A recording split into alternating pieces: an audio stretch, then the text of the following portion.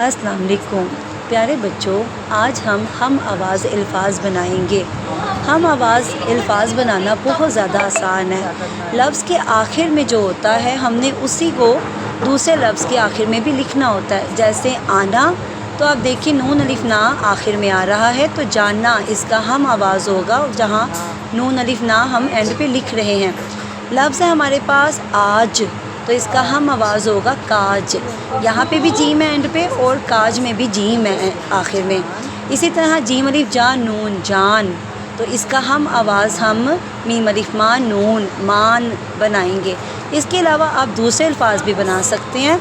हमारे पास है रस, तो दाल सीन दस, ये हमारा हम आवाज़ है। इसी तरह हमारे पास लफ्ज़ है छोटे, तो इसका हम आवाज़ बनाएंगे मोटे।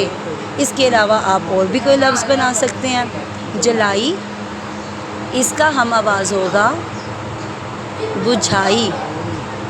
देखिए हमज़ा छोटिए एंड पे आ रहा है। इसके अलावा देखें और लफ्ज़ भी बना सकते हैं, जैसे सिलाई।